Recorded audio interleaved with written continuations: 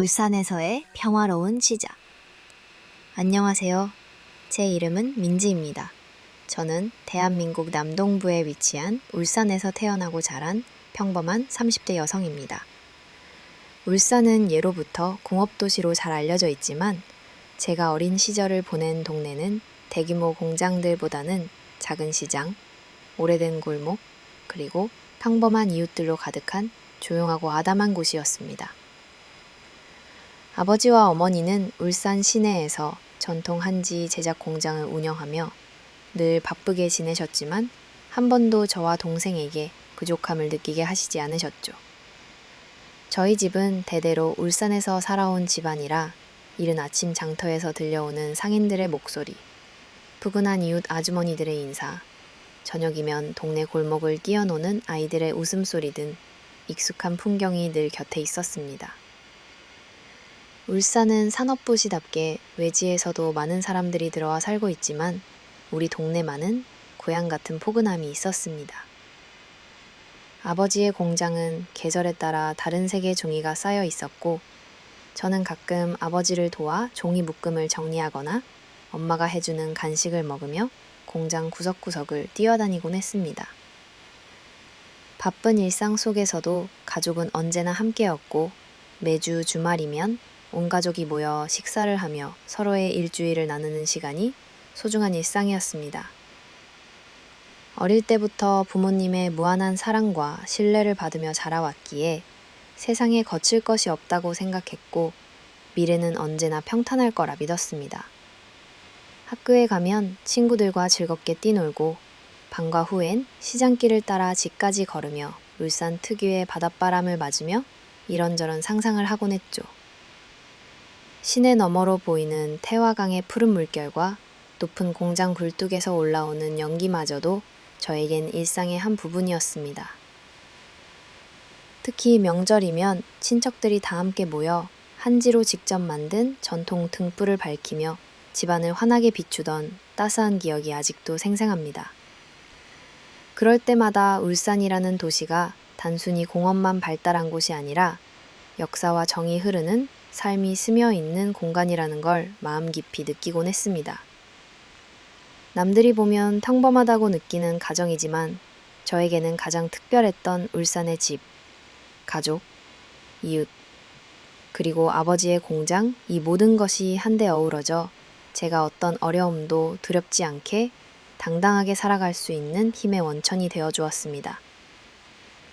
이렇게 평화로운 울산에서의 유년기는 제게 지울 수 없는 추억이자 앞으로 어떤 시련이 와도 이겨낼 수 있도록 해주는 든든한 버팀목이 되었고 그래서 저는 울산이라는 도시 그리고 저희 가족을 세상에서 가장 소중하게 생각하게 되었습니다. 셋니 잃은 사랑 그리고 서두름 속의 결혼 제 인생에 있어서 사랑이라는 감정은 너무나도 이르게 그리고 생각보다도 조용히 스며들었습니다. 고등학교를 막 졸업하고 대학에 진학할 무렵 아버지의 종이 공장에서 일하던 한 청년과 자연스럽게 가까워지게 되었어요. 그 사람의 이름은 진우였는데 처음 만났을 때부터 왠지 마음이 끌리는 특별한 기운이 있었습니다. 진우는 늘 말이 적었지만 책임감 넘치고 무엇보다 가족을 생각하는 마음이 남달랐습니다. 어릴 적 부모님을 모두 여의고 어린 남동생과 여동생을 홀로 책임지며 살아왔다고 들었을 때 저에게는 그저 동정심만이 아니라 존경심에 가까운 감정이 들었습니다. 힘들고 고단한 삶 속에서도 한 번도 불평하지 않고 묵묵히 일에 임하던 그의 모습은 저에게는 말로 다할 수 없는 어른스러움과 단단함으로 다가왔습니다.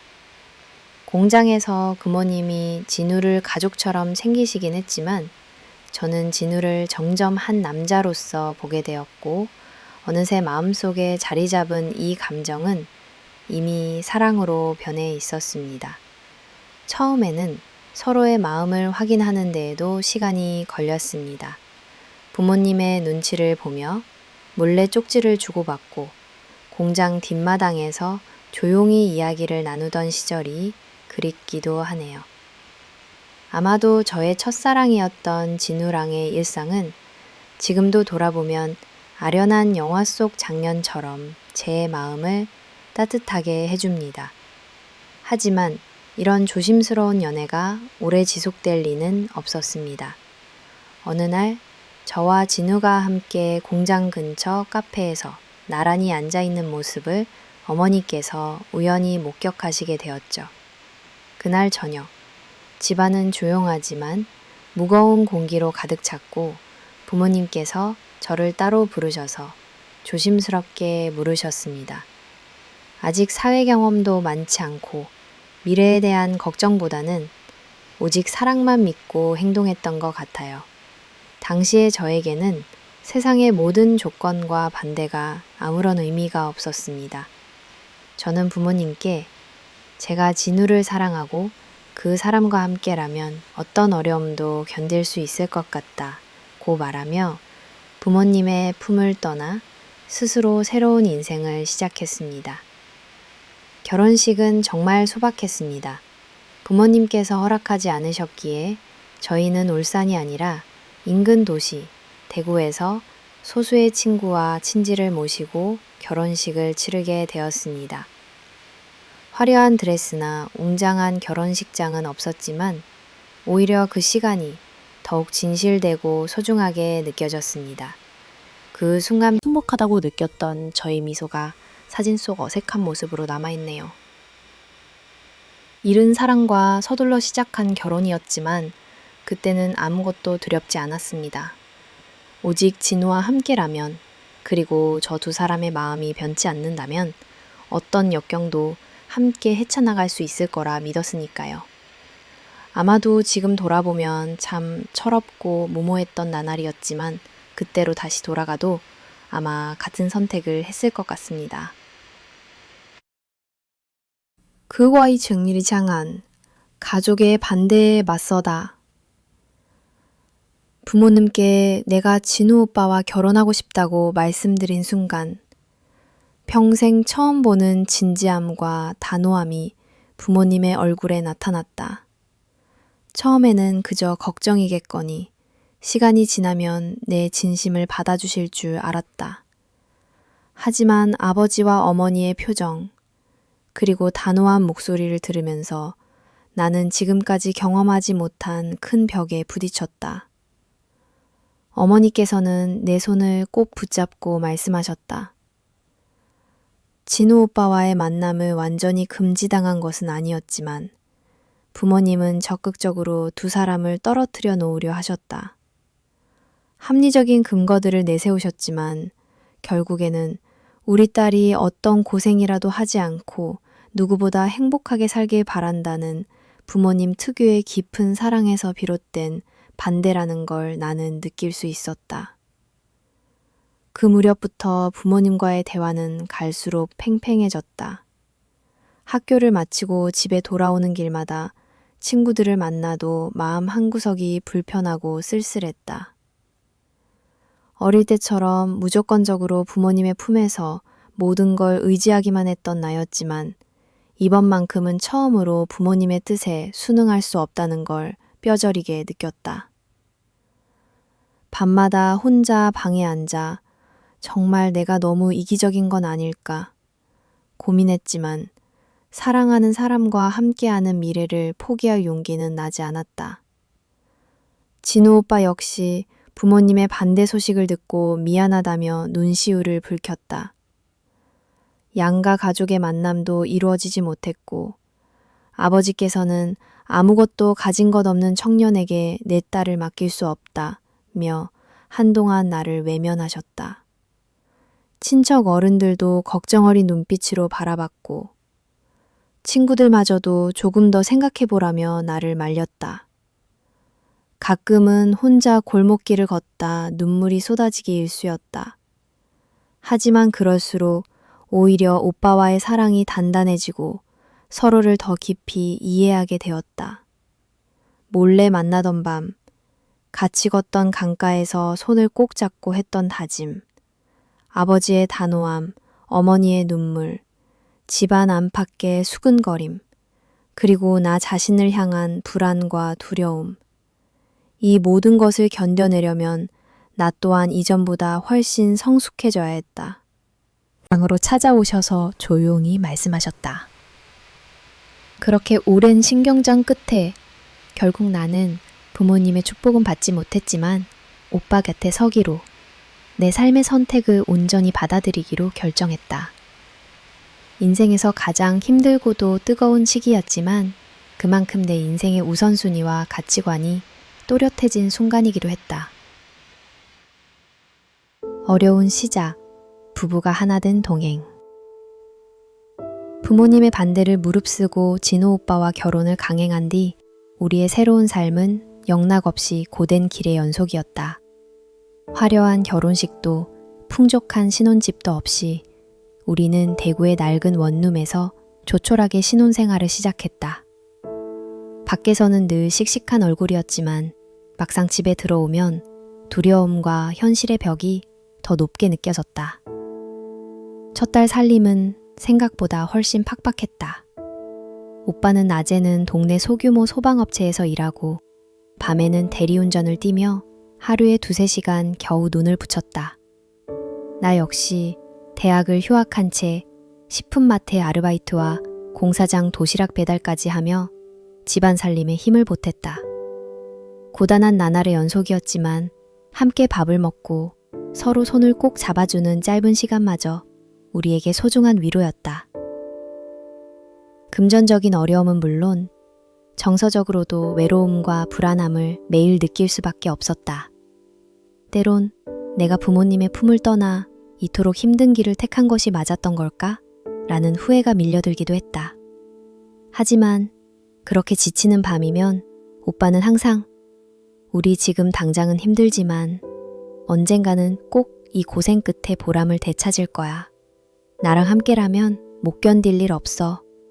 라며 내 어깨를 토닥여 주었다. 지출을 아끼려고 신문지로 창문을 막아 추위를 버텼고 쌀밥 대신 고구마 죽으로 허기를 달랜 적도 많았다. 전기요금을 내지 못해 며칠간 촛불을 켜고 저녁을 보내기도 했다.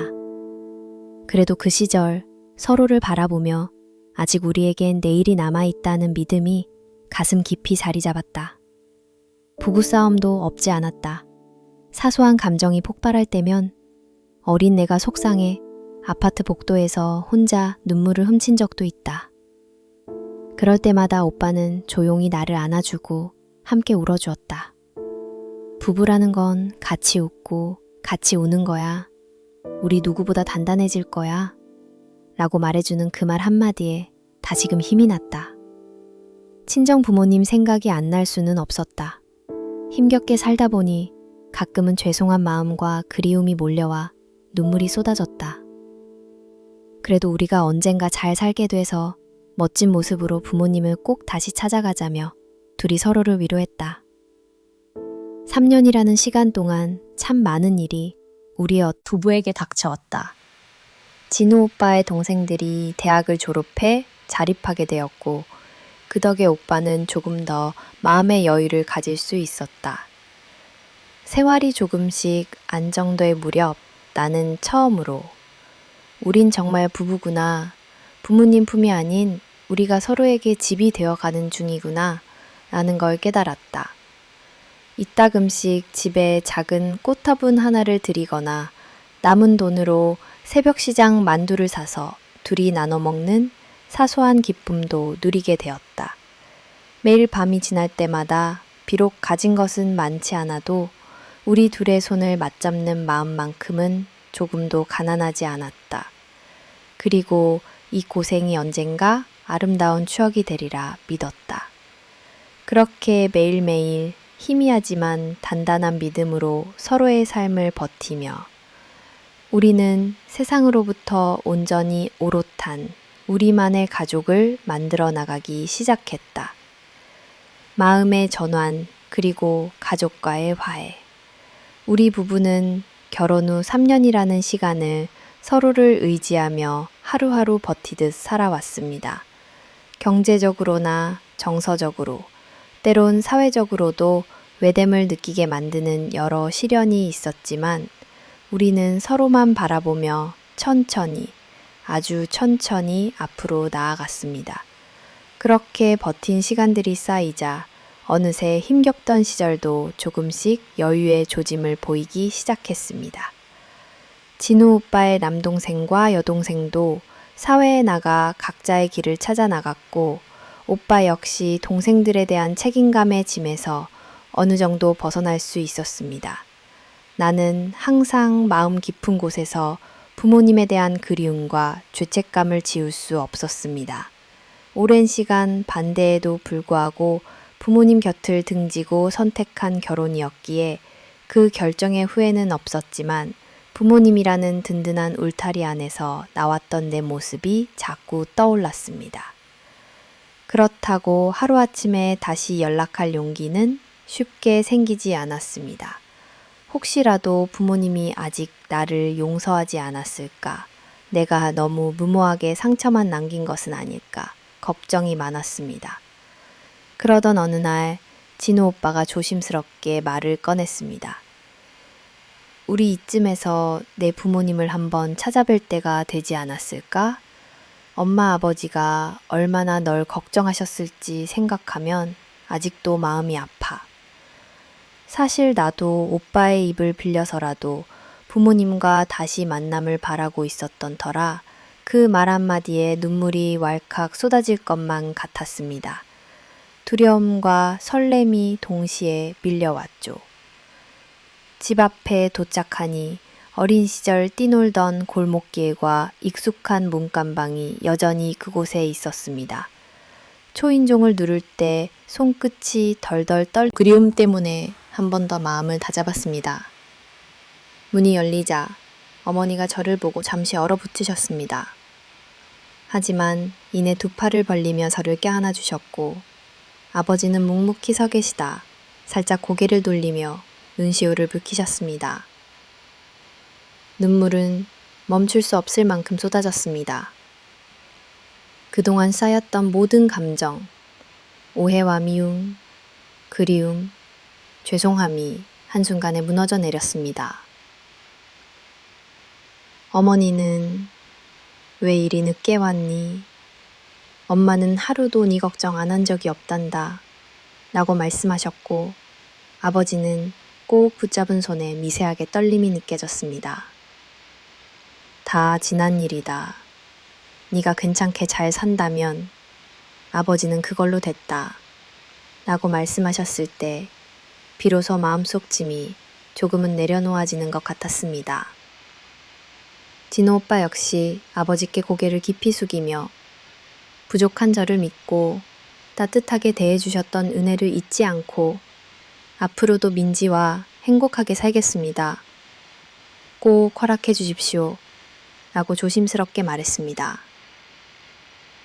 아버지는 잠시 침묵하다가 오빠의 등을 두드려 주셨고 어머니는 연신 눈물을 훔치며 식탁으로 우리를 이끌었습니다. 그날 밤 오랜만에 온 가족이 한자리에 모여 따뜻한 밥을 나눴습니다.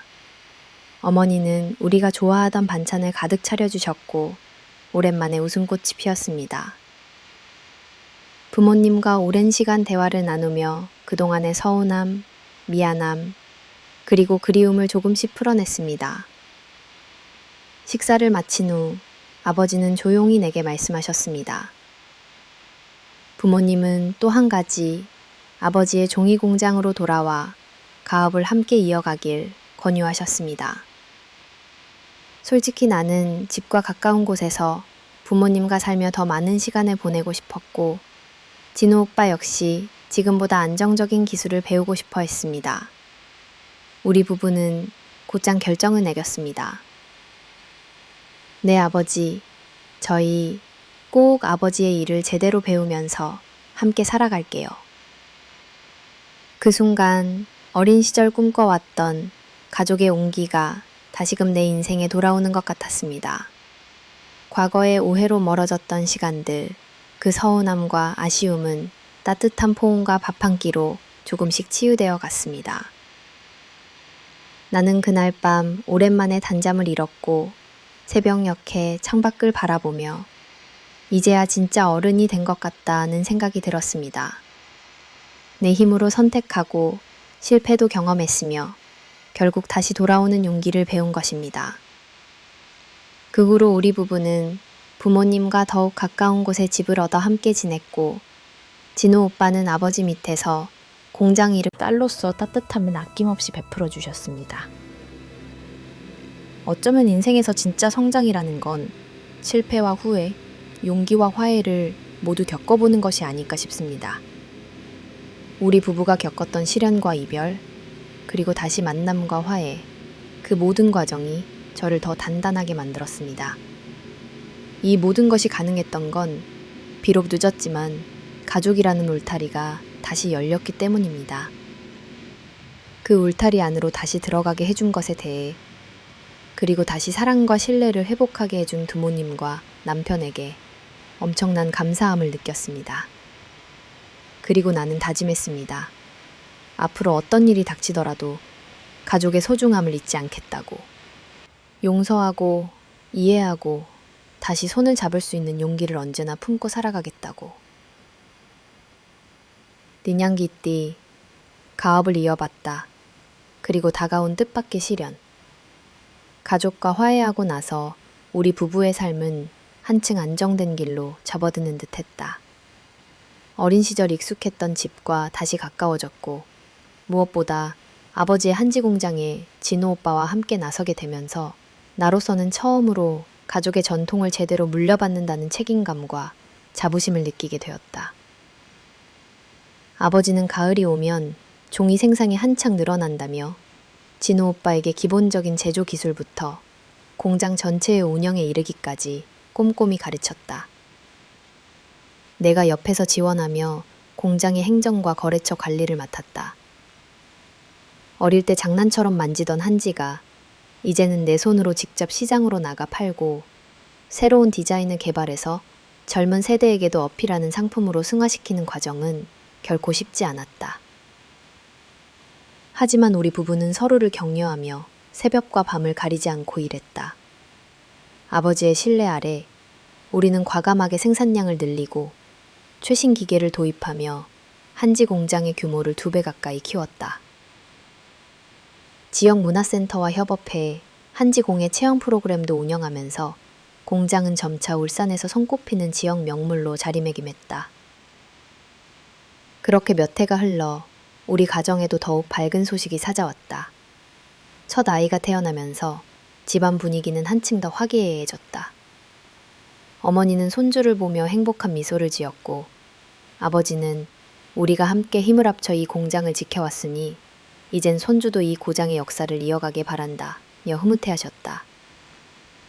그러나 평험이 길었던 만큼 시련은 예고 없이 찾아왔다. 어느 늦가을 새벽, 아버지가 뇌졸중으로 갑작스럽게 쓰러지셨다.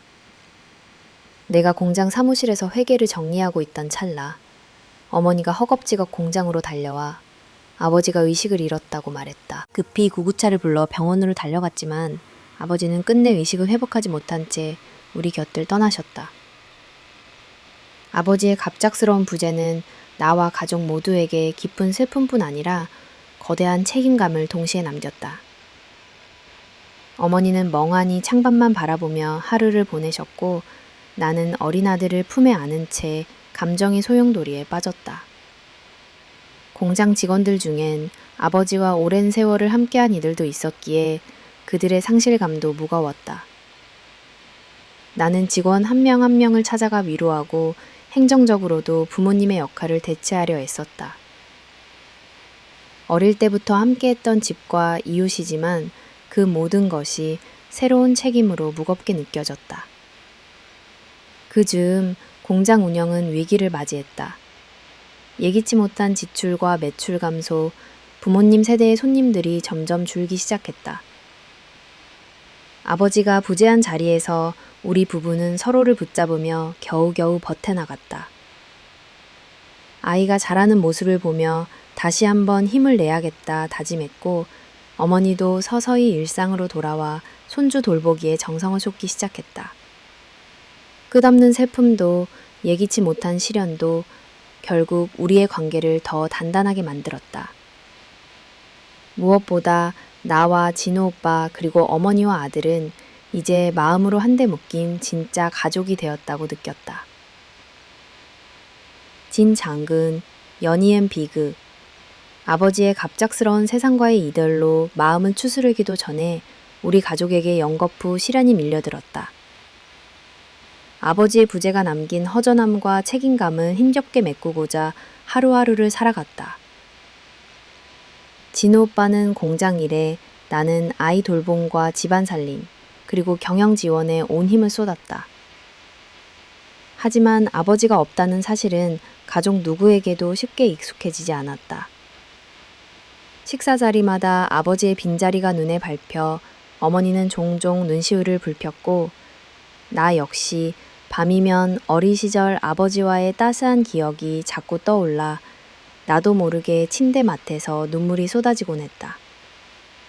그런데 아버지의 장례가 끝난 지 얼마 되지 않아 가까운 친척 중 한 분이 크게 아프다는 소식이 전해졌다.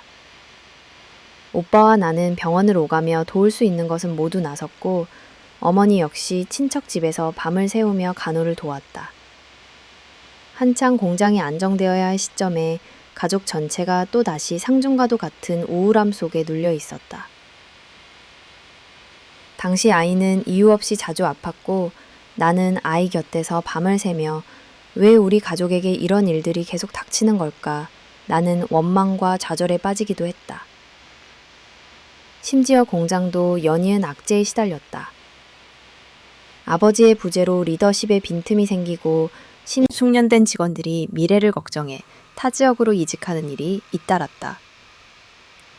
오랫동안 거래해온 일부 거래처까지 불안감을 내비쳤다. 나는 부드럽지만 단호하게 직원들과 일일이 면담을 했고, 진우 오빠 역시 현장 작업자들과 직접 소통하며 신뢰를 잡아가려 애썼다. 하지만 재정 악화와 업무 과중으로 인한 스트레스는 나도 진우도 지치게 했다. 우리는 서로를 다독이며 이 또한 우리가 이겨내야 할 운명이라고 스스로를 위로했다. 어머니에게도 연속된 아픔이 찾아왔다. 오랜 시간 몸 상태가 좋지 않았던 외삼촌이 결국 돌아가셨다는 연락을 받았고, 어머니는 죄책감과 슬픔에 깊이 잠겨 식사도 거르기 시작했다. 나는 어머니 곁에서 모든 게 엄마 탓이 아니에요 라고 말하며 울었고, 아이는 엄마와 할머니의 눈치를 보며 조용히 곁에 앉아 있었다. 이런 상황 속에서도 진우 오빠는 가족을 위해 본인 건강조차 챙기지 못한 채 새벽까지 공장에서 일했다. 가끔 그의 속마디에는 굳은 살이 박히고 눈 밑에는 짙은 다크서클이 내려앉았다. 나는 하루라도 일찍 이 힘든 터널이 끝나길 바라며 기도하듯 살았다.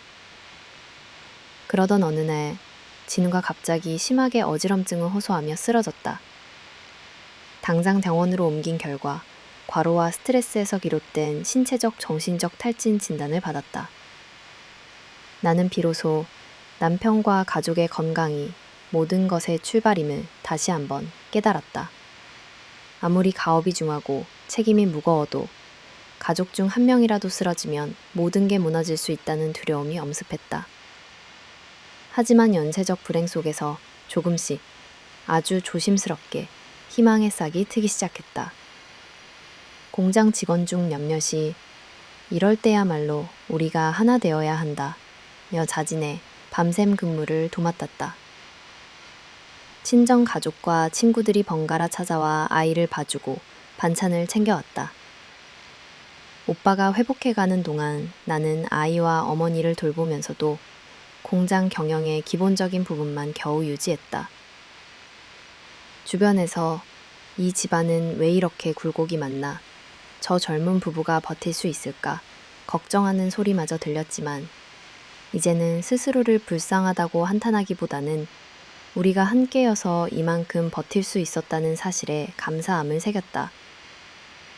매일 아침 남편과 아이, 어머니에게 오늘도 살아있음에 감사하자고 작은 인사를 건네며 서로에게 힘이 되어 주었다. 결국 연이은 아픔의 고비마다 가족은 더욱 끈끈해졌고 과거에 품었던 원망과 미움조차 시간의 강을 따라 조금씩 사라졌다. 다시금 가족이라는 단어의 힘을 실감하며 한지 공장의 존재 이유 역시 우리 부모와 조상의 인내와 사랑, 그리고 오늘을 살아가는 우리 가족의 연대가 있었기 때문임을 마음 깊이 새기게 되었다. 지나고 보면 그 모든 비극조차 우리가 함께라면 견딜 수 있다는 바탕 위에 어렴풋이 새로운 희망의 길이 열릴 수 있음을 믿게 되었다. 차위 청이엔, 오랜 친구의 등장과 가슴 아픈 전환점, 연이은 가족의 아픔과 파도 같은 시련을 조금씩 극복해갈 무렵 내 인생에 또 다른 인연이 뜻밖의 찾아왔다. 고등학교 시절 가장 절친했던 혜진이가 불쑥 연락을 해온 것이다. 우리는 학창 시절 수많은 추억을 쌓았고 서로에게 가장 깊은 고민도 털어놓는 각별한 사이였다. 그 후 각자의 삶을 살면서 연락이 뜸해졌다가 어느 날 갑작스레 혜진이가 울먹이는 목소리로 전화를 걸어왔다. 혜진이는 최근 이혼을 겪었고 남편의 경제적 지원도 전혀 없이 홀로 서기를 시작해야 하는 상황에 처해 있었다. 오랜만에 마주한 그녀의 얼굴은 예전에 밝던 모습은 온데간데 없고 깊은 지친 눈동자만이 남아있었다. 나는 고민 끝에 친구를 돕기로 결심했다. 마침 한지 공장에는 믿을 만한 회계 담당 인력이 필요했고 혜진이가 상경 공부도 하고 기본 회계 실무 경험도 있다는 것을 기억해냈다. 우리 공장에서 함께 일해보지 않을래? 네가 나를 도와주면 나는 정말 든든할 거야. 나는 진심을 다해 제안했다. 혜진이는 눈시울을 붉히며 내 손을 잡았다. 정말 고마워 민지야. 이 은혜는 평생 잊지 않을게. 그러나 시간이 흐르면서 예상치 못한 일들이 하나둘 벌어지기 시작했다. 어느 날부터인가 오랜 근무자 몇몇이 갑작스레 퇴사를 통보했고 일부 거래처의 입금과 지급 내역이 평소와 다르게 불투명하게 나타났다. 나는 처음엔 상황을 잘 파악하지 못했다.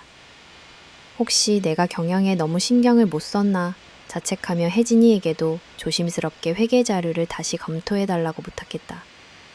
하지만 내 마음은 점점 불안해졌다. 그 무렵 남편 진우 역시 집에 들어오는 시간이 늦어졌고 때때로 핸드폰을 받지 않거나 어딘가 산만해 보였다. 나는 늘 바쁜 남편의 고단함 탓이라고 생각하면서도 알 수 없는 찜찜함을 떨치지 못한 채 하루하루를 보냈다. 결정적인 계기는 한밤중 우연히 사무실에 들렀을 때였다. 회계 문서를 확인하던 도중 일부 거래 명세서와 영수증이 중복되고 혜진이 이름으로 처리된 비용 청구 내역이 지난달과 다르게 상당히 부풀려져 있음을 발견했다. 그때부터 나는 별말 없이 혜진이와 진우의 동선을 주의 깊게 관찰했다. 그리고 어느 주말 회사 창고에서 두 사람이 나누는 낮은 목소리와 서로를 바라보는 눈빛을 목격했다.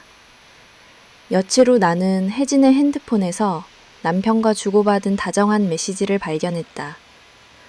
업무 연락이 아니라 분명히 감정이 섞인 문장과 사진이었다. 나는 며칠 밤을 지새우며 슬픔과 분노, 그리고 자신을 탓하는 마음에 잠을 제대로 이루지 못했다. 아무에게도 속마음을 꺼낼 수 없을 만큼 나의 신뢰와 정서적 기반이 처참히 무너지는 충격을 경험해야 했다. 아이의 해맑은 얼굴을 보고 또다시 울었고 어머니에게는 걱정 끼치고 싶지 않아 모든 걸 꾹꾹 숨겼다. 오빠와 혜진의 행동을 모른 척하는 것도 그렇다고 폭로하는 것도 쉽지 않은 나날이었다. 그러나 나는 그저 슬퍼만 할 수 없다고 내 삶을 지키기 위해 차분히 행동해야 한다고 다짐했다. 물증을 모으고 변호사와 상담하고 공장 내 남은 신뢰할 직원들에게도 조금씩 상황을 설명하며 조심스럽게 내 편을 만드는 준비를 시작했다.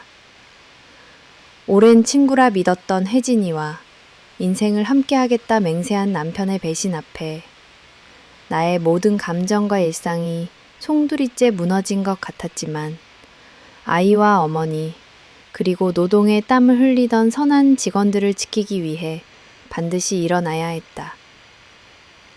진실의 발견과 배신, 이상한 낌새와 불안한 예감이 틀리지 않았다. 회계 장부에서 나타난 미묘한 실수와 자주 바뀌는 잔고, 일부 연쇄 퇴사자들의 속삭임, 우연히 목격한 남편 진우와 혜진의 친밀한 분위기, 모든 조각들이 퍼즐처럼 맞추어져 가며 내 마음은 점점 더 어두운 터널 속으로 빠져들었다. 처음에 나는 단순히 육체적 피로가 남편과 내 사이의 벽을 만들었다고 생각했고, 오랜만에 삶의 의지를 되찾은 혜진이에게도 한치의 의심조차 두지 않았다. 하지만 그들이 함께 있는 자리에선 설명할 수 없는 불편한 침묵이 맴돌았고, 회사 내에서 조금씩 퍼지는 잡음이 내 귀에도 스며들었다. 직원 한 명이 곰곰이 털어놓은 말이 내 마음을 요동치게 했다. 사모님, 요즘 회계 쪽에 뭔가 이상한 일이 있다는 소문이 돌아요. 또 사장님과 회계팀장님, 혜진이 종종 같이 퇴근하시는 걸 봤다는 사람이 있어요. 직원들 걱정이 많아요. 수많은 의구심이 한꺼번에 몰려오며 나는 마음을 다잡고 직접 진실을 밝혀야겠다고 결심했다. 끊임없이 자료를 뒤지고 출퇴근 기록을 확인했다. 물증 앞에서 나는 점점 입을 틀어막고 울 수밖에 없었다. 어느 날 밤 모두가 퇴근한 뒤 창고 앞에서 나는 둘의 대화를 우연히 엿듣게 되었다. 다음 날 혜진의 책상 서랍에서 수상한 청구 서류와 현금 잔액 기록을 발견했다. 봉인된 봉투에는 우리 회사 도장까지 위조된 계약서가 들어있었다. 내가 직접 거래한 적 없는 업체와의 높아진 금액 계약, 그리고 혜진 명의의 송금 내역이 그 증거였다. 그제야 남편 진우가 매달 회사 비자금 결산일만 되면 이유를 대며 야근했던 이유, 내가 알지 못한 장기간의 외금 명목이 모두 설명되었다. 진우와 혜진, 두 사람이 회사의 재정을 일부 공모에 유용했고, 처음엔 단순한 편의와 신뢰의 명분이었을지 몰라도 시간이 지날수록 나에 대한 기본적인 예의와 선을 넘었다는 사실에 참담함을 금치 못했다. 밤마다 잠들기 전 아이를 바라보며 나조차 망가지면 이 아이는 누가 지킬까 자문했다. 어머니에게 사실을 알리지 않고 카드 명세와 잔고, 회사 복식부기 장부까지 스스로 점검했다. 혜진 역시 점점 눈치를 채기 시작했지만 나는 내색하지 않았다. 이 모든 상황에서도 나는 평정심을 잃지 않으려 애썼다. 회사의 미래는 물론 아이와 어머니, 남아있는 직원들의 생계가 내 손에 달렸으니 무너지지 않으려 안간힘을 썼다. 썩은 가지는 잘라내야만 나무 전체를 살릴 수 있다는 아버지의 옛말이 떠올랐다. 드디어 증거 준비가 모두 끝났고 나는 진우와 혜진을 조용히 사무실로 불렀다. 아무것도 모르는 척 조용히 증거를 꺼내 보였다. 그들의 얼굴은 하얗게 질리고 진우는 변명하기 바빴고 혜진은 처음엔 아니라고 부정하다 끝내 울음이 터졌다. 그리고 변호사와 함께 고소 절차와 이혼 서류, 회사 내 징계 절차를 동시에 진행했다. 이 과정에서 다시 한번 인생의 가혹함과 인간의 나약함, 그리고 내가 지켜야 할 진짜 소중한 것이 무엇인지 역설적으로 깨달았다. 참담하게 무너지는 이 현실 속에서 나는 다시 일어서기 위한 결의와 엄마로서의 책임, 그리고 회사 대표로서의 무거운 각오마저 단단하게 다잡았다. 아픔 속에서 다시 일어나다 진우와 혜진의 배신이 만천하에 드러난 뒤 내 마음의 바닥은 그동안 겪었던 어떤 고난보다 깊은 어둠에 잠겼다. 오랜 믿음이 동시에 무너지는 절망, 사랑과 신뢰라는 단어의 허망함 앞에 몸서리를 쳤다.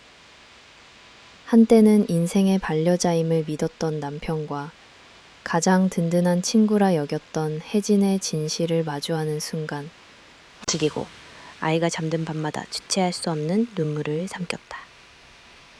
그러나 내가 무너져 있을 수만은 없었다. 내 뒤엔 아들이 있었고 평생 나만 바라보고 살아온 어머니가 계셨다.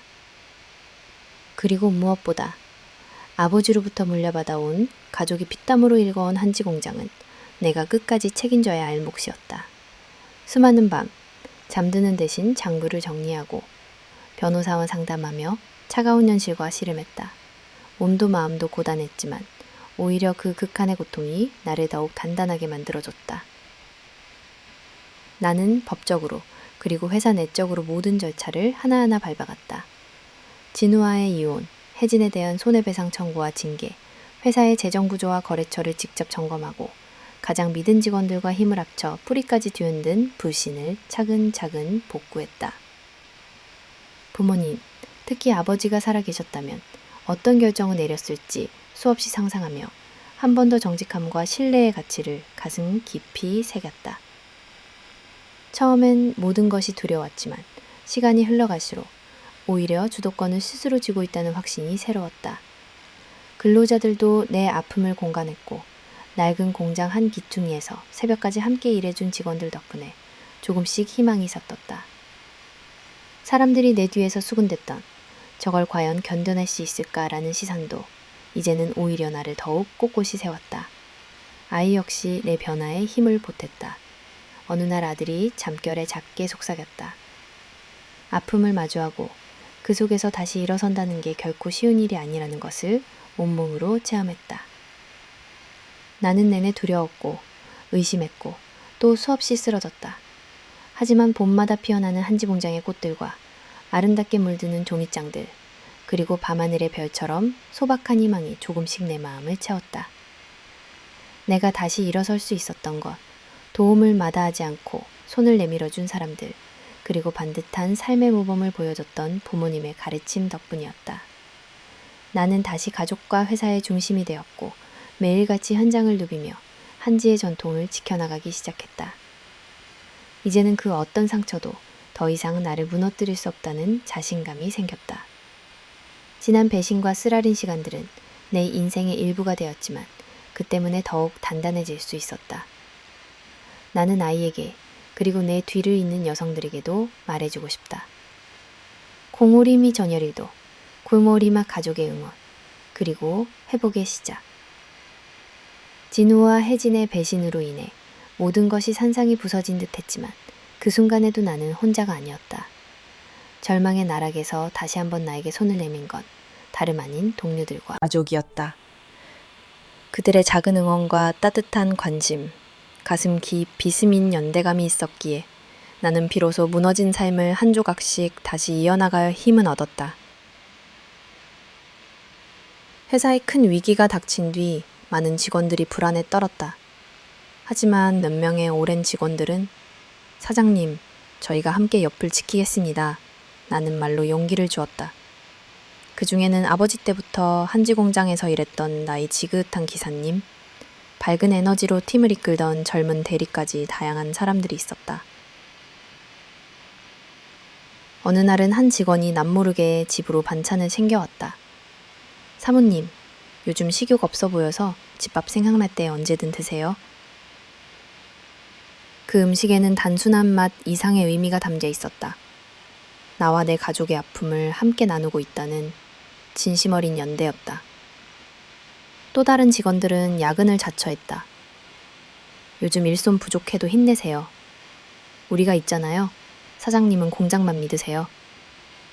정리정돈이 엉망이었던 창고도, 업무가 몰려 허덕이던 현장도 하나둘씩 동료들의 움직임으로 질서를 되찾았다. 가장 든든한 울타리는 역시 가족의 존재였다.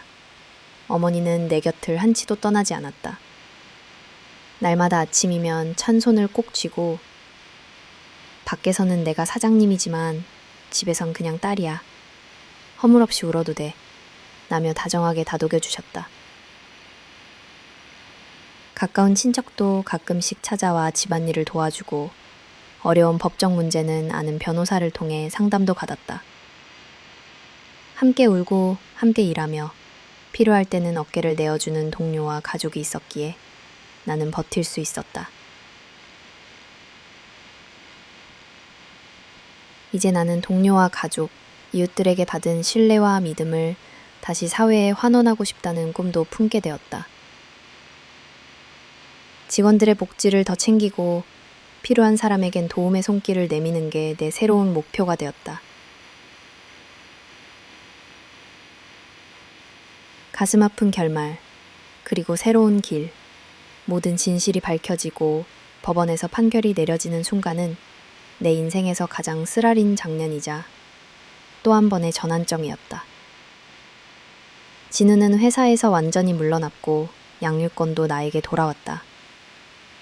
혜진 역시 회사의 피해를 배상하게 되었으며 내 인생에서 더는 가까이 할 수 없는 사람이 되었다. 법적으로는 어느 정도 정의가 실행되었지만 마음의 상처는 법으로 치유할 수 있는 것이 아니었다. 오랜 시간 내 곁에서 든든한 울타리였던 사람이 한순간에 타인으로, 심지어 적이 되었다는 사실에 심장이 얼어붙는 듯했다. 한동안은 매일 아침 눈을 뜨는 것도 힘들었다. 법정에서 서류를 주고받으며 냉정한 대화를 나누던 진우의 얼굴이 떠오르면 미래를 약속하던 모습까지 전부 거짓이었던 것만 같아 참을 수 없는 슬픔과 분노가 몰려왔다. 하지만 내 곁에는 지켜야 할 아들과 어머니, 그리고 다시 시작된 한지 공장이 있었다. 초기에는 일상을 회복하는 것조차 두려웠고 사람들이 곁을 떠날까, 다시 배신당할까 하는 불안이 내 마음을 짓눌렀다. 집과 공장을 오갈 때면 나도 모르게 문을 바라보고 허탈했던 밤들엔 눈을 감고 아버지의 목소리를 떠올렸다. 민지야, 인생은 고될 때도 있지만 다시 일어나면 언제든 네 몫의 기쁨이 찾아온단다.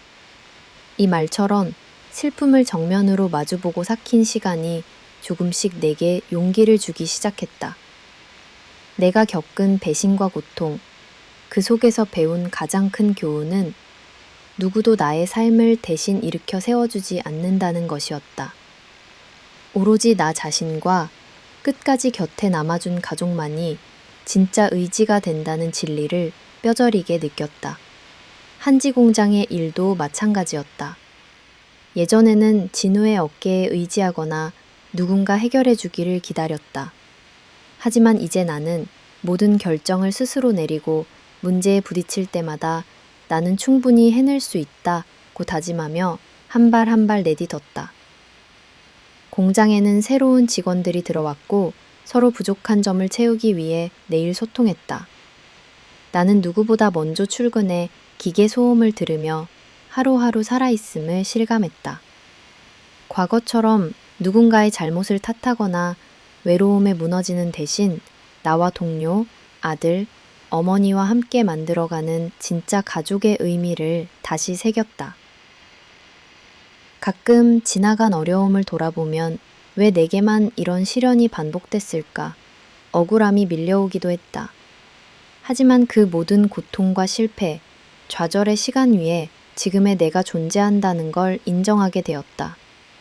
한 번 더 상처받기 두려워 사람을 멀리하기보단 내게 정말 소중한 사람이 누구인지를 끝까지 지켜보며 신중하게 관계를 쌓기로 결심했다.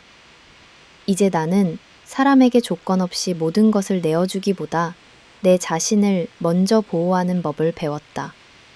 아들과 내가 다시 상처받지 않기 위해 서로에게 믿음과 존중을 최우선의 가치로 두었다. 어머니와의 대화, 동료들과 나누는 웃음, 그리고 매일 공장을 둘러보며 확인하는 작고 단단한 변화들이 내게는 무엇보다 소중한 일상이었다. 앞으로 어떤 일이 닥치더라도 나는 두려워하지 않을 것이다. 절망은 내게 한 단계 더 성장할 기회를 주었고, 아픔은 내 마음을 단단하게 단련시켜 주었다. 이 세상에 절대적으로 믿을 사람은 오로지 부모님과 내 자신뿐이란 씁쓸한 진실을 받아들였지만 동시에 그 누구의 도움 없이도 홀로 일어설 수 있다는 자립의 기쁨도 알게 되었다. 마지막으로 나와 비슷한 경험을 하는 모든 여성과 힘든 시간을 지나는 누군가에게 이렇게 전하고 싶다. 이토록 아픈 결말 끝에 나는 삶의 진정한 의미와 나만의 길을 조금씩 찾아갔다. 그리고 그 길 위에서 다시 당당한 미소로 앞으로 나아갈 것이다.